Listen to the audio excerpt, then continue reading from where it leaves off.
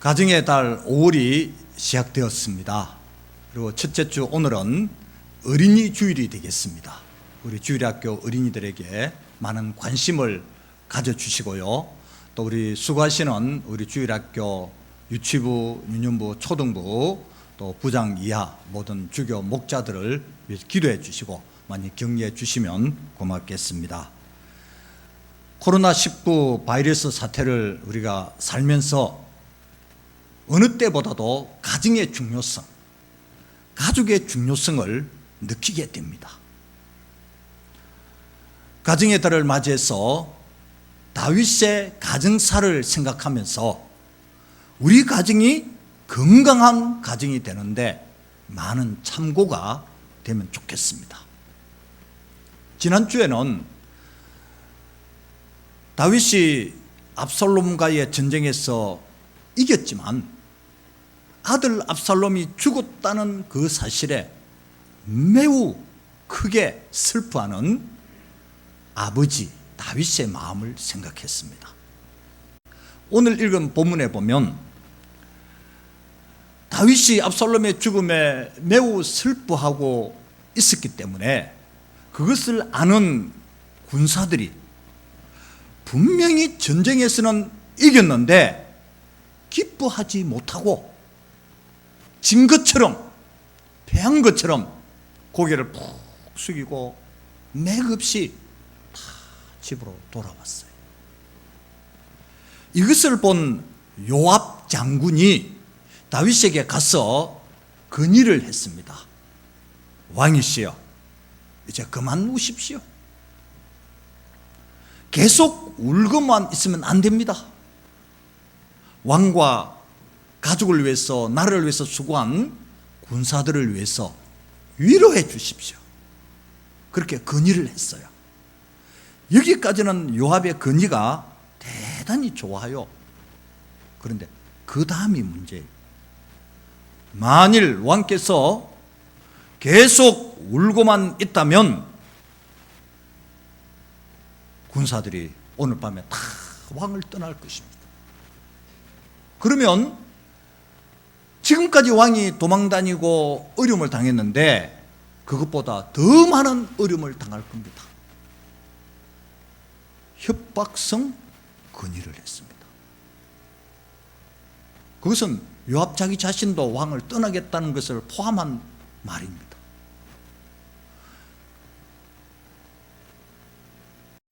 여기서 이 대목을 두고 신학자들 중에 이렇게 해석하는 분도 있습니다. 당시 왕은 다윗이지만 실제 군권을 쥐고 있는 사람은 요압 장군입니다. 그래서 요압 장군이 이걸 빌미로 해서 자신이 왕이 되려고 하는 야망을 이제 드러낸 거다, 이렇게 의심하기도 했습니다. 왜냐하면 이 요압은 이 오늘 본문만 아니고요, 이 앞에 사무엘하 3장에도 가면 왕을 거역하는 어떤 행동하는 게 있어요. 또 뒤에 가면 왕이 노년이 되었을 때 왕자 아도니아와 또 결탁해가지고 반란을 일으키기도 했어요.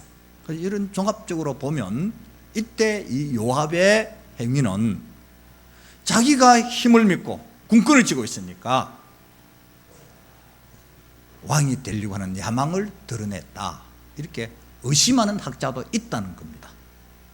어찌됐건 이 요압의 건의를 받아들인 다윗은 울음을 그치고 이제 군사들에게 가서 수고했다고 위로했습니다. 이것이 오늘 읽은 본문의 내용입니다. 압살롬이 반란을 일으켜서 아버지를 죽이려고 했죠. 그럼 가정에서는 이런 불효자가 어디 있습니까? 반란을 일으켜서 나라를 혼란하게 했으니까 나라에는 역적이에요. 또 반란군과 또 다윗군과 서로 싸우다 보니까 많은 젊은이들이 전사를 하니 과부가 엄청나게 생산된 거예요. 또 젊은이들이 나가서 전쟁에서 전사를 하니까 아들을 잃은 이런 부모들이 얼마나 많습니까? 그리고 압살롬 자기 자신도 젊은 시절에 그냥 비참하게 죽는 그런 인생이 되었어요. 그럼 이건 무엇 때문에 압살롬이 이렇게 됐을까? 누구 때문에 압살롬이 이렇게 됐을까? 누구 책임일까? 우리가 한번 따져볼 필요가 있어요. 물론 가장 큰 책임은 압살롬 자신에게 있습니다. 압살롬의 사람 됨됨이 거기에 있습니다. 그는 아무도 이를 달지 못합니다. 압살롬 책임이라는데. 그런데 우리가 이 본문에서 간과해서는 안 되는 것이 하나 있습니다. 뭐냐면 다윗의 책임입니다.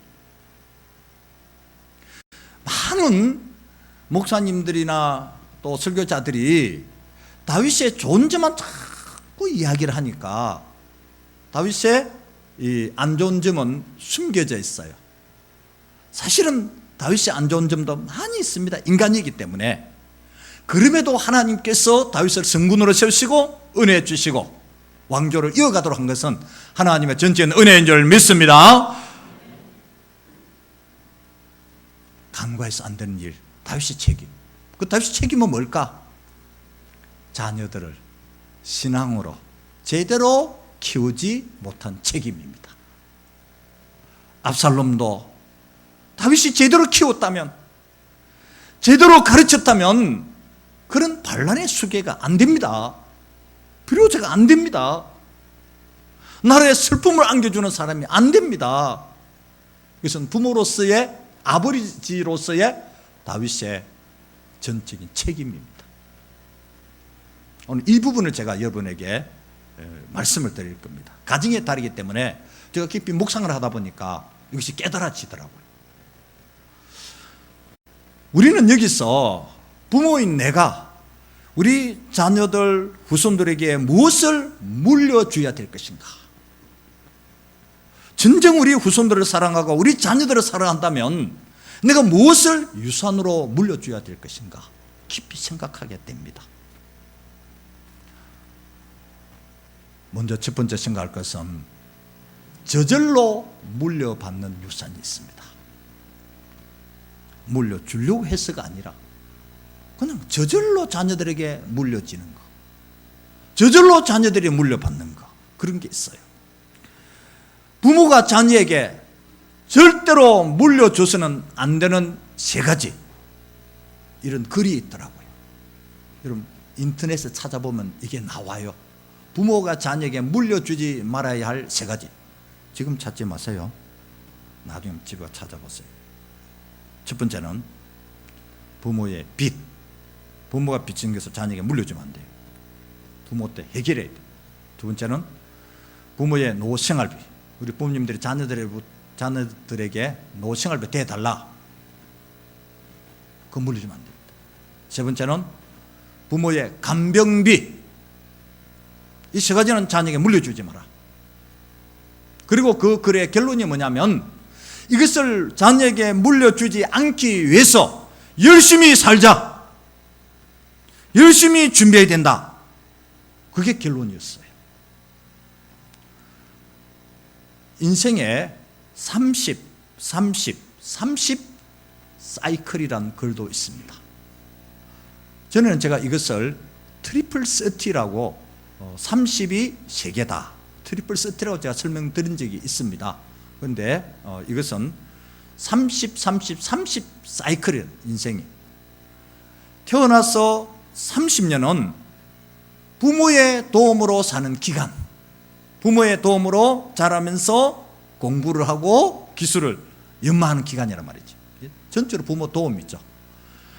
그 다음 두 번째 30년은 30년 이제 부모의 도움으로 준비한 것 가지고 돈을 벌어 결혼하고 자식을 키우는 기간.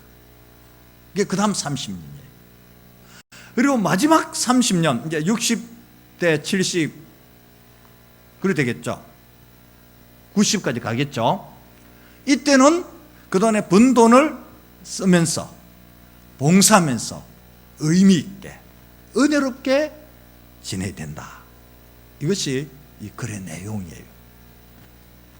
이게 정상적인 인생의 사이클이다. 참 바람직한 것이다, 그런 이야기입니다. 꼭 이렇게 사는 사람이 과연 몇 분이 될까 싶지만 우리 젊은이들은 참고를 해야 되는 것입니다. 그런데 내가 물려주지 않아도요, 물려주려고 생각도 안 했는데도 저절로 자녀들에게 물려지는 게 있어요. 그게 뭘까요? 몇 가지가 있어요. 가만히 생각해 보니까 부모의 습관, 나도 모르게 습관화된 것이 자녀들은 그걸 배우고 있어, 닮아가고 있어요. 부모의 가치관, 부모가 돈에다가 가치를 두고 사는가, 권력에 가치를 두는가, 명예에 가치를 두는가, 아니면 섬기고 봉사하는데 우리식으로 말하면 선교에 가치를 두는가, 하나님께 가치를 두는가, 그것을 자녀들도 그대로 배워, 그대로 물려받아요. 이게 그 다음에는 부모의 부부 사이, 부모가 부부간에 참 잘 지내면 자녀들이 그거 배워가지고 자기들이 결혼했을 때 잘 지내. 부모가 찌그럭 하고 막 이러면, 사활이 멀다 하고 전쟁이 일어나고 그러면 자녀들 본 게 맨날 그거라. 못 참아. 부모가 못 참아, 자기도 못 참아. 이거 배워요. 물리주기 싫어도 자동적으로 배우고 있어. 부모의 이웃관계, 부모가 이웃을 어떻게 생각하는가, 소중히 여기고, 그리고 배려하고 봉사하는 그런 사이로 지내는가, 참 친절하게 지내고 이러는가, 자녀들이 그대로 닮아가요. 부모의 행동 양식이 뭐냐, 행동 양식에 중심이 있느냐, 행동 양식에 어떤 기준이 있는가, 아니면 그때 이랬다 저랬다 하느냐, 자녀들 배우고 있어요. 부모의 말투, 부모가 말만 하면 이 새끼 저 새끼, 그러면 자녀들이, 요즘 우리 청소년들이 말하면 뭐 하면서 이 새끼야 저 새끼야, 아이들이 말이 욕이라 전부, 여러분 아시죠? 아이들이 그래요. 우리 선생님들 아십니까? 학교 중고등학교 선생님들, 초등학생들도 고학년 되면 그러는데, 그거 누가 학교에서 하지 말아도 하는, 어디서 배웠을까? 그거 다 배웠죠. 부모로 그렇게 배워요. 아이들에게도 함부로 말하면 안 돼요.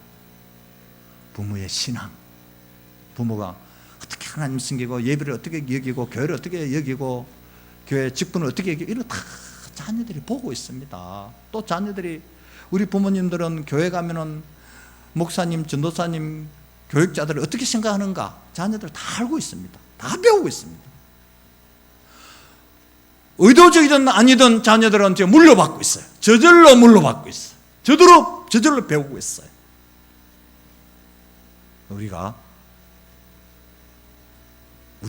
중요하죠. 두 번째는 다윗이 물려준 유산입니다. 자녀들에게 물려준 것입니다. 고대 왕들이 그랬고요. 전에 들은 말이 뭐냐면, 영웅은 무엇을 밝힌다? 여러분들 다 경건하기 때문에 그런 말 모르죠. 일반적인 말인데, 영웅은 여색을 밝힌다. 이건 일반적으로 전해 내려온 말입니다. 다윗도 영웅이에요. 고대 왕이에요. 그렇기 때문에 다윗도 많은 여성들, 마음에 드는 여성들을 골라서 왕후, 비빈, 처처 엄청나게 많습니다. 성경에 기록된 것만 봐도 여러 명이 나오는데 그거 엄청나게 많습니다. 거기에서 많은 배다른 형제들이 태어나게 된 겁니다. 그 배다른 형제들 간에 어떻습니까? 이게 문제 생기면 다투게 됩니다. 갈등이 생기게 되었습니다. 여러분, 성경은 분명히 일부일처입니다. 다윗의 약점을 꼬집는다면 바로 이성에 약했습니다. 그래서 그 점에 다윗은 넘어갔습니다. 하나님을 잘 믿는 사람이지만 그건 이기지 못했어요. 그래서 많은 배다른 형제 때문에 끊임없이 갈등이 생겼는데, 대표적인 것이 뭐냐면, 장남 큰아들 암논이 이복 누이인 다말을 범하는 사건. 도대체 동생을 그런 일이 있을 수 없잖아요. 아버지가 보냐 마음에 드는 사람 다 취하니까 아들이 뭐 배우겠습니까? 암논이 그랬단 말이죠. 그리고 셋째 아들 압살롬이 자기 동복 누이를 욕보에 대서 큰형 암논을 속여서 죽여버려요. 그냥 세상에 이런 일이 어디 있으면 형제간에. 그리고 압살롬이 권력을 취하기 위해서 반란을 일으키잖아요. 나중에 다윗의 노년에 넷째 아들 아도니아가 요압 장군과 결탁해가지고 또 반란을 일으켜요. 자기가 왕이 되겠다고. 이제 한 베스트는 형제들과도 문제가 있을 수 있는데 배다른 형제들이 많다 보니까 이런 갈등이 생긴 거예요.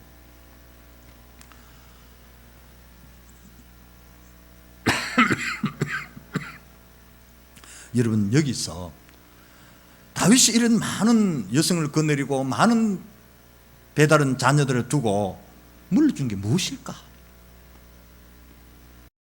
무엇을 물려줬을까? 자녀들이 아버지 다윗에게 무엇을 배웠을까?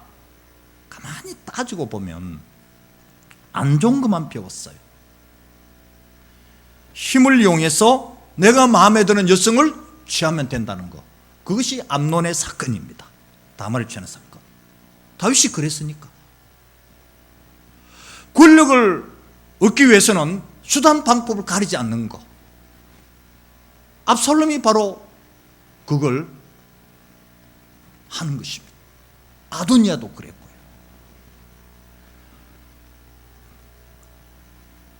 그런데 그러면 왜 다윗이 이렇게 자녀들을 제대로 가르치지 못했을까? 우리가 한번 생각해 볼 필요가 있어요. 왜냐하면 지금도 현재 우리나라에도 외국에도 그런데 대형 교회 목사님들의 자녀 중에 이상한 자녀들이 많이 있습니다. 목회만 집중하다 보니까 가정을 잘 돌보지 못해가지고, 솔직히 현재도 있습니다.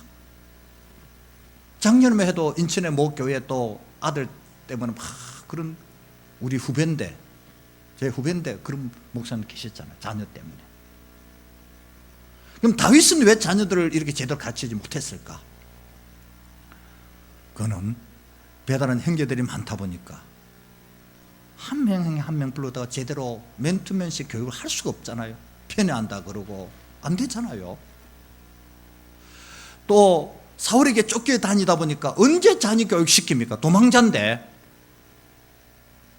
또 왕이 되었지만 사울의 잔존 세력이 이스라엘 내에 곳곳에 있어요. 신하들 중에서도 있어요. 우리 다음 주에 볼 건데요, 사울의 세력이 이제 다윗에게 접근한 그런 내용을 다음 주에 볼 거예요. 그러니 왕이 되었지만 이 왕자를 지키기 위해서 정적들을 포섭하기도 하고 처리하기도 하고 업무가 너무 바빠. 가정을 제대로 못 돌보는 거예요. 자녀들을 돌볼 수가 없어요. 그래서 자녀들을 그냥 놔둔 겁니다. 그래서 결국 압살롬의 반란, 암논의 이런 사건, 아도니아의 반란, 큰 것에도 결국 그런 것들이 생기게 된 겁니다. 전에 20년 전입니까? 언제입니까? 저도 그때는 그 드라마를 본 적이 있는데, 용의 눈물이란 드라마 있었어요. 이걸 보셨죠? 안 본 것처럼 가만히 계시는데, 용의 눈물, 그 누구의 눈물을 이야기한 거죠? 주로 이성계. 나라를 건국했지만 자녀들 때문에 권력 다툼이잖아요. 제가 바로 이 다윗이 자녀들 때문에 용의 눈물을 흘린 겁니다. 정말 왕으로서 눈물을 흘린 겁니다. 그건 결국 자기가 제대로 가르치지 못한, 신앙의 유산을 물려주지 못한 다윗의 책임이기도 합니다. 오늘 어린이 주일이기 때문에 제가 이걸 이제 주제로 말씀드리고 있는 겁니다. 지금 세 번째, 믿음의 선배들이 물려준 유산입니다. 청년 목회자 디모데가 그렇게 훌륭한 인물이 된 것은 외할머니의 정직한 신앙이 어머니에게 물려졌어요. 어머니의 정직한 신앙이 아들 디모데에게 물려졌어요. 그래서 디모데가 정직한 순수한 신앙인으로 목회자가 되었어요. 사무엘 볼까요? 사무엘의 어머니 한나는 기도와 헌신의 유산을 아들에게 물려줬어요. 그래서 사무엘도 기도와 헌신의 사람이 된 거예요. 모세를 볼까요? 모세는 어머니 요게벳의 신앙적인 교육을 받았어요. 그 이후에 모세는 어려운 역경을 딛고 이스라엘의 위대한 지도자가 되고 하나님의 율법을 받아 백성에게 전했습니다. 아브라함 링컨은요, 켄터키 통나무 집에서 자랐고, 이제 제 아들이 켄터키 주에서 목회하고 있습니다. 지금 그래서 바로 거기서 조금만 가면은 링컨 고향인데, 켄터키 주에 어머니가 일찍 돌아가셨습니다. 그러면서 아들에게 손때 묻은 성경을 물려줬습니다. 너는 이 성경대로 살아야 된다. 링컨은 성경적인 신앙을 어머니로부터 물려받아서 몇 번이고 실패하고 어려움을 겪고 끝에 16대 대통령이 되고 그 다음에 노예 해방을 시켰어요. 성경을 한번 찾아봅시다. 갈라디아서 3장 28절.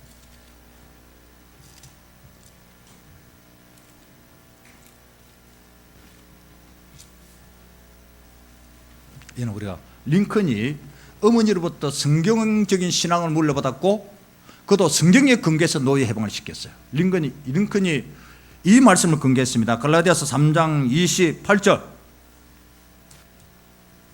자, 시작.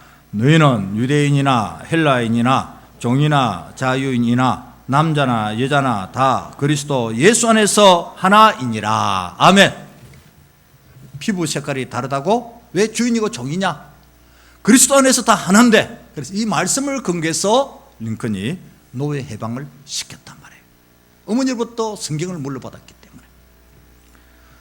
여러분 아시는 이야기고 전에도 제가 한번 말씀드린 적이 있습니다.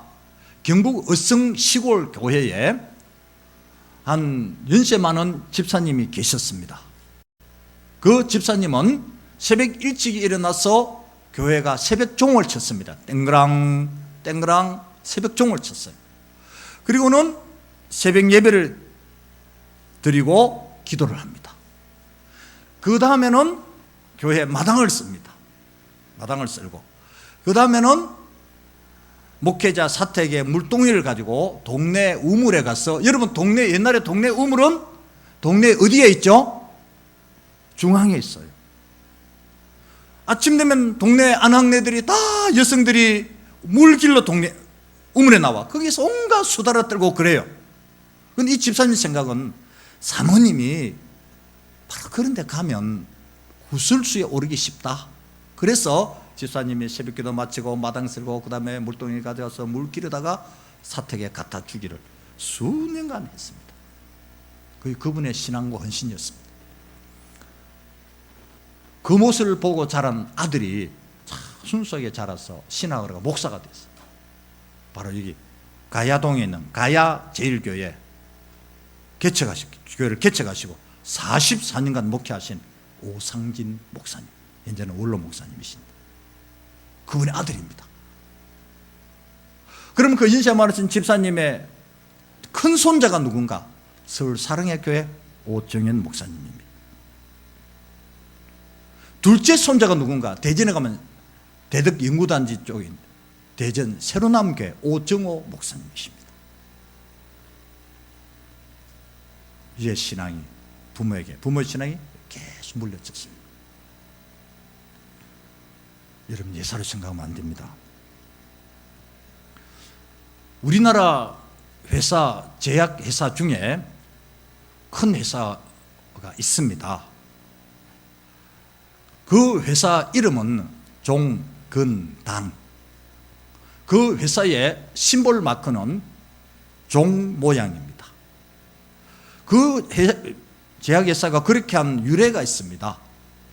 서울 서대문 영천시장에 콩나물 장수를 하는 한 여집사님이 아침에 콩나물 팔러 시장에 가기 전에 집에서 기른 콩나물 동이를 머리에 이고 먼저 교회 가서 내려놓고 기도하고 장에 나갔습니다.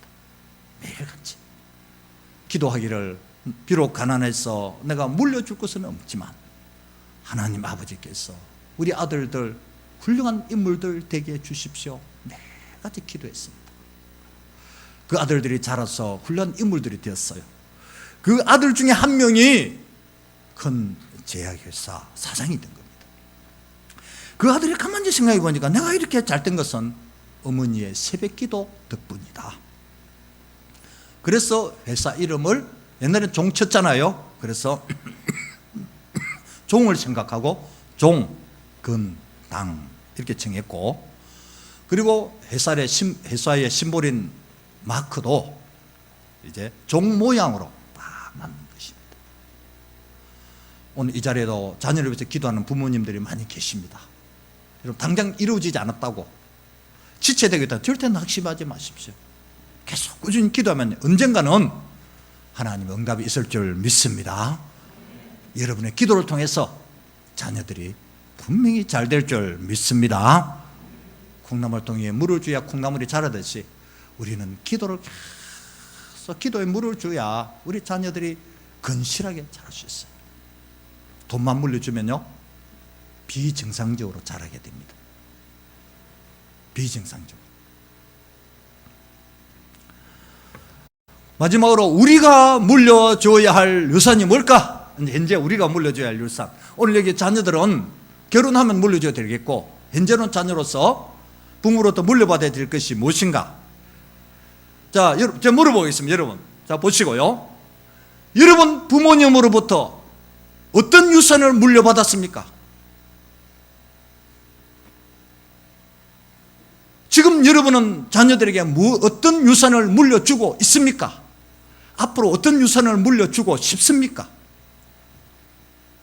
자, 돈, 부동산, 주식, 이거 자녀에게, 후손에게 물려주는 거 좋은 겁니까? 나쁜 겁니까?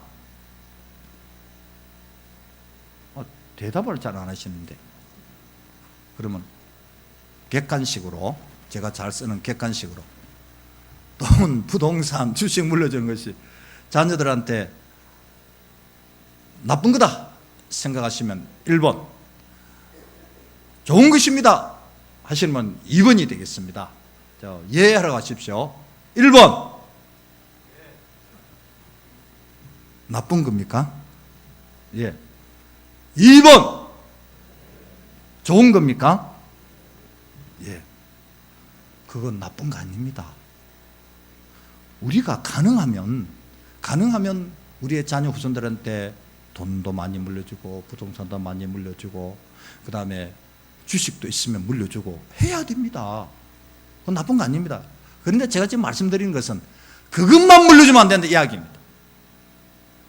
그것과 함께 하나님을 믿는 좋은 신앙을 같이 물려줘야 금상첨화가 됩니다. 아멘. 균형 잡힌 인생이 될 수 있단 말이죠. 돈만 물려주면 돈에 치우친다면 한쪽으로 기울어진, 그러니까 같이 물려줘야 된다. 여러분, 조각품 중에서 제가 생각하는 겁니다. 조각품 중에서 가장 허무한 조각품이 있어요. 그래서 찬양대 뭘까요? 가장 허무한 조각품. 가장 허무한 조각품. 장기 이리 보세요. 이리. 조각품 중에 가장 허무한 조각품. 어떤 조각품은 수백 년을 가고 그러는데 가장 허무한 조각품. 여름 되면 일주일간 해운대 모래사장에 조각품 되면 그건 뭘까요? 모래조각입니다. 사람들이 사진을 찍고 환호도 합니다. 일주일 지나면 다 허물어져 버립니다. 여러분, 세상의 것은 모래조각과 같습니다. 파도 밀면 무너집니다. 센 바람에 무너져 버립니다. 세상 것만 물려주면 안 되고 거기다 신앙까지 물려줘야 든든한, 할렐루야, 이거 기억하셔야 됩니다. 후손에게 물려줘야 할 7가지 유산이 있습니다. 꼭 기억하시면 좋겠습니다. 우리가 후손에게 물려줘야 할 7가지 유산. 다른 것을 제가 참고로 하고 제가 다듬어서 이제 만들어 봤습니다. 첫째는 좋은 기억. 부모와 함께 예배하고 기도하고 섬기고 봉사한 기억. 요새 사람들은 부모와 자녀 간에 좋은 기억을, 추억을 만들겠다고 여행을 가잖아요. 그것도 좋은 것이지만 우리 영적으로 생각해야 되겠죠. 두 번째는 좋은 습관. 부모의 좋은 습관을 자녀들에게 이제 물려줘야 돼요. 세 번째는 좋은 비전. 맞아, 우리 부모님들이 비전이 있어. 비전, 꿈이 있어. 네 번째는 좋은 전통. 가정에 전통이 있어야 돼요. 요즘 가정에는 제대로 전통이 없어요. 그 자녀들이 지 맘대로라. 내려는 좋은 전통이 있어야 돼요. 우리 가정에. 옛날에는 가훈 이런 게 있었죠. 요즘은 그것도 제대로 없어요. 지금. 그 다음에 좋은 신앙. 그냥 적당히 하면 안 됩니다. 여러분, 좋은 신앙에 자녀들이 좋은 신앙을 갖게 됩니다. 그리고 좋은 성품. 아도니아는 성품이 좀 안 좋았어요. 성품이 안 좋으면 결국 나중에 그게 드러납니다. 나중에. 한 가지 더. 좋은 생활. 자, 읽어보겠습니다. 1번 하면 크게 읽어주십시오. 1번, 2번, 3번, 4번, 5번, 6번, 7번. 이는 돈과 상관이 없습니다. 우리의 삶입니다. 지금 좋은 생활을 제가 설명을 드리면요, 정직한 생활. 부모 여러분, 정직하셔야 됩니다. 성실해야 됩니다. 부지런한 거죠. 책임감이 있어야 됩니다. 책임감. 질서가 있어야 됩니다. 요새 사람 질서가 없다, 그런 이야기는 결국 윗사람들이 질서를 안 지키기 때문에 후시대 사람 질서가 없는 겁니다. 질서 있는 생활. 그뿐만 아니라 중심 있는 생활을 해야 됩니다. 지난주 제가 말씀드린 기억이 나는데요, 초심, 중심, 진심이 있어요. 이 세 가지 중에 초심, 중심, 진심 다 중요한 겁니다. 이 세 가지 마음 중에서 어떤 것이 가장 중요하다고 제가 말씀드렸죠? 중심입니다. 초심을 왜 잃을까? 중심이 흔들리기 때문입니다. 초심 잃어버립니다. 진심이가? 그러잖아요, 그죠? 진심으로 말해라, 그러죠. 때로는 진심을 버립니다. 왜? 중심이 흔들리기 때문입니다. 중심이 바르면요, 초심을 지켜요. 진심도 지켜요. 그래서 우리 부모가 자녀에게 물려주는 생활 중에 생활도 중심 있는 생활. 내 생활의 중심, 주님, 예수님. 그럼 자녀들도 그거 배웁니다. 그 중심이 그래야 돼. 그리고 한 가지 중요한 게 뭘까? 우리 부모가 자녀들에게 물려줄 좋은 생활 중에 또 한 가지는 거룩한 생활. 받아십니다. 거룩. 한 번 더요. 거룩. 솔직히 저도 목사로서 우리 자녀들한테 내 모습이 거룩하게 보여지고 있을까? 부끄러운 점도 솔직히 많습니다. 부모님 여러분, 자녀들에게 여러분이 지금 거룩한 모습으로 보여지고 있습니까? 우리 엄마 아버지는 거룩해, 거룩한 신자야, 거룩한 교인이야, 이렇게 보여질 수 있을까요? 이제 노력해야 되겠죠. 우리가 노력해야 되겠죠. 오래전 서기 300년대 이제 수도사인 이제 이 에바그리우스라는 분이 있었습니다. 그분이 거룩을 방해하는 9가지, 거룩을 방해하는 9가지란 글을 썼어요. 이분은 유명한 분입니다. 이 수도사 이분이 아주 경건주의고 그런 분인데, 다 귀를 올려주세요. 자, 한번 같이 읽어봅시다. 시작. 탐시, 음욕, 물욕, 불만, 분노, 게으름, 허영, 시기, 교만. 이 9가지 때문에 그리스도인들이 거룩을 잃어버린다. 여러분, 오늘 우리가 이 9가지를 보면서 전부 다 여기에 내가 약한 분들은 없습니다. 이 중에서 어떤 부분이 내가 약하다 우리 생각할 수 있을 겁니다. 그것을 보완하면서 우리가 거룩하게 살도록, 우리 하나님께서 우리에게 말씀하시기를 내가 거룩하니 너희도 거룩할지어다 말씀하신 줄 믿습니다.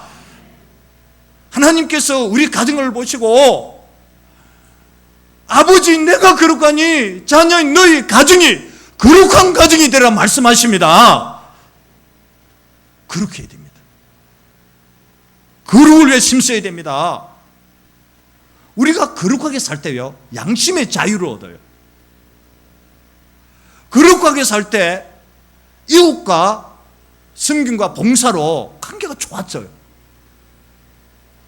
거룩하게 살 때 하나님이 영광을 받으셔요. 그래서 우리가 행복해지는 겁니다. 그래서 가정의 목표도 거룩입니다. 거룩. 교회의 목표도 거룩입니다. 우리의 목표도 거룩이어야 합니다. 물질 아닙니다, 여러분. 거룩하면 물질은 따라오게 되어 있습니다. 물질 때문에 거룩을 잃으면 안 됩니다. 제가 설교도 부드럽게 하려고 작정을 했지만은 갑자기 큰 소리가 나오는데 지금 정말 그래요. 거룩을 잃으면 다른 거 다 잃습니다. 거룩하게 살려고 해야 물질도 얻어, 다른 것도 얻어요. 오래 가요, 오래. 거룩을 잃으면 안 됩니다. 완전히 거룩한 사람은 없습니다. 거룩해지려고 끊임없이 노력해야 됩니다. 하나님은 그걸 원하시고 있습니다. 전직 아르헨티나 대통령에게 어떤 분이 이렇게 질문했습니다. 왜 미국과 캐나다 같은 북미는 부유한 나라가 되었는데 남미는 빈곤한 나라가 되었습니까? 왜 그렇습니까? 이렇게 물었더니 그 전직 대통령이 이렇게 대답을 했습니다. 우리의 조상들은 황금을 찾아 이 남미로 왔지만 북미의 조상들은 신앙을 찾아 왔기 때문이라 생각합니다. 여러분, 우리가 그러면 후손들에게 황금을 물려주렵니까? 신앙을 물려줄 것입니까?